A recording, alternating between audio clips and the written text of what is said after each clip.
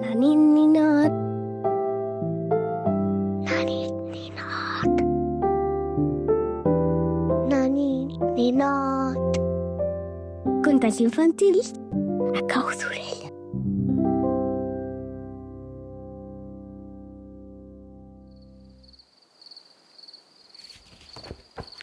Hola, ninot.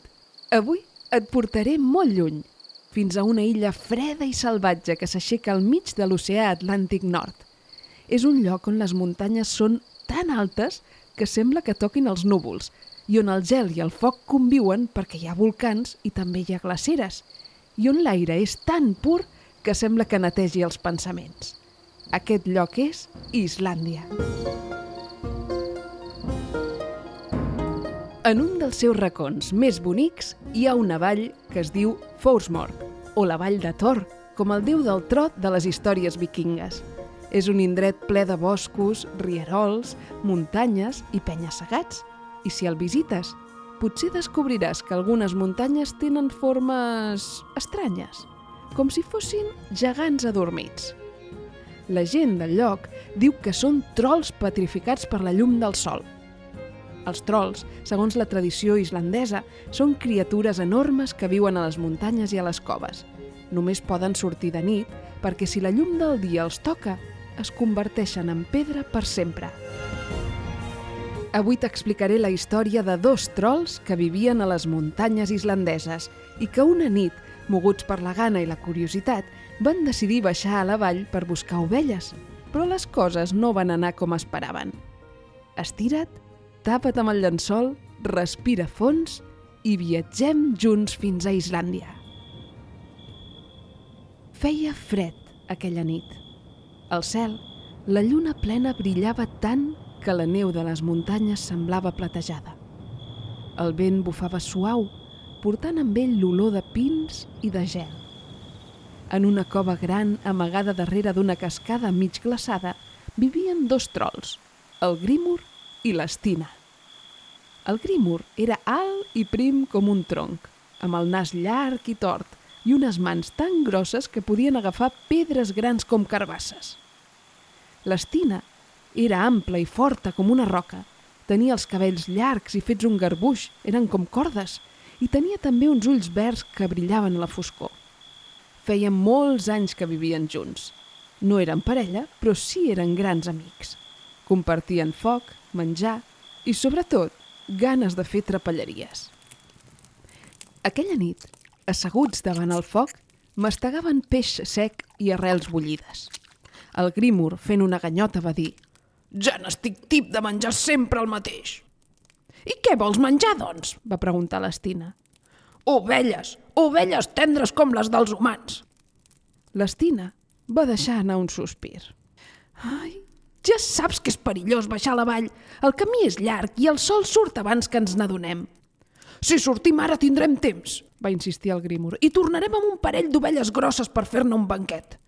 L'Stina el va mirar amb un mig somriure. Un banquet? Bé, d'acord, però marxem de seguida».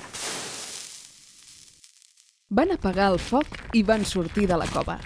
L'aire era fred i pur, la lluna il·luminava el camí fent que la neu i el gel brillessin com petites estrelles a terra.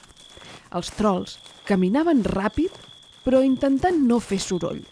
Els seus peus grans trepitjaven la neu sense enfonsar-s'hi gaire, i pel camí es van creuar amb un corb negre que estava posat sobre una roca.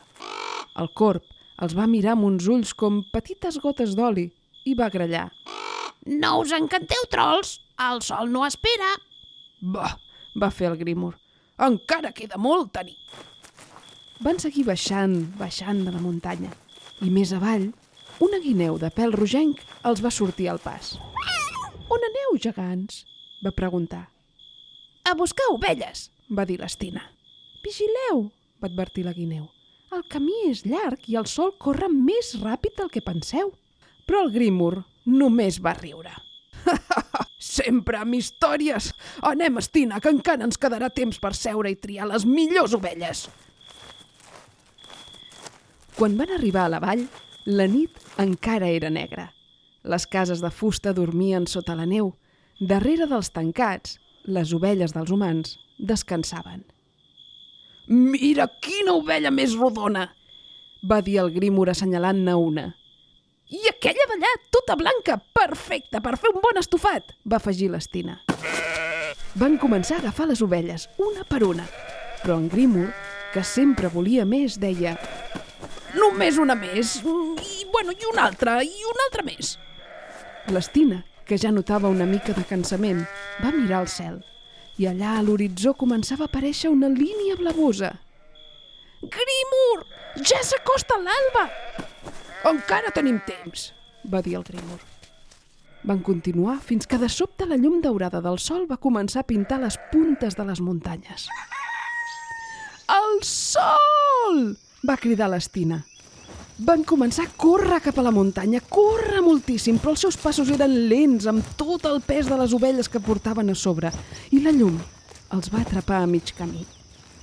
Un raig de llum càlid va tocar l'espatlla del Grímur i de cop el seu cos es va endurir com la pedra. L'Stina, que li anava darrere, també va quedar immòbil, petrificada, amb els ulls oberts i la boca mig oberta. I allà es van quedar, 2 trols carregant ovelles convertits en figures de pedra. Amb els anys, la pluja i el vent els van cobrir de molsa i a la primavera les flors silvestres creixen als seus peus. I encara avui, si vas a Forsmork, pots veure 2 grans roques en forma de gegants que miren cap a la vall. I així ninot, els 2 trols de Forsmork, de la vall de Tor, mai més van tornar a la seva cova. Van aprendre, potser massa tard, que cal escoltar els avisos i que el temps de la natura no s'atura per ningú. Ara formen part del paisatge i, qui sap, potser a les nits de lluna plena encara poden sentir el soroll de les ovelles i el xiu-xiueig del vent que els recorda la seva última aventura.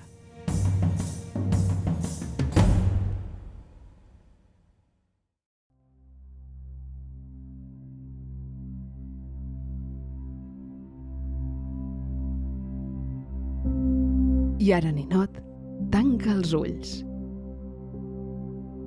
I imagina que ets a la vall de Tor, d'on eren el Grímur i l'Stina. El bosc fa olor de molsa i de flors petites. I sents el rierol corrent, com una cançoneta suau. Agafa aire pel nas, com si volguessis sentir totes les olors de la muntanya.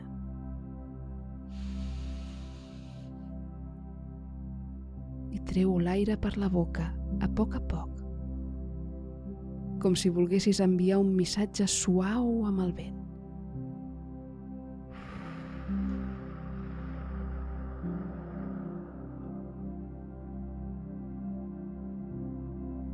I repeteix 2 vegades més.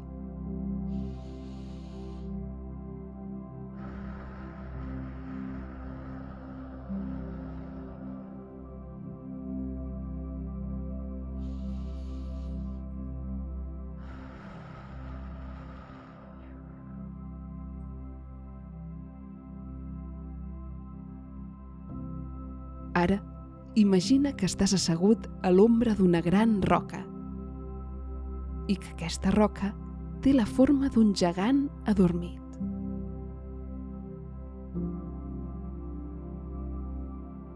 Et sents segur.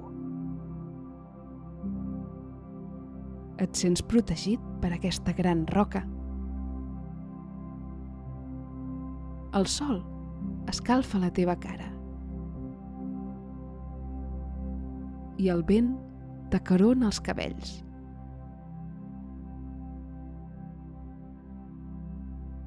Cada cop que respires, et vas trobant més tranquil i més lleuger. Segueixes agafant aire pel nas a poquet i deixant-lo anar per la boca encara més a poc.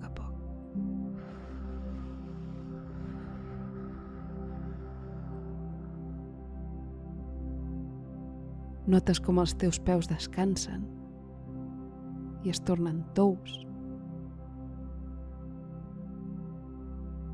També les cames, la panxa, les mans, fins que tot el cos és ple de calma. Tot està bé. Tu estàs bé. I és hora de descansar. Na nit, ninot.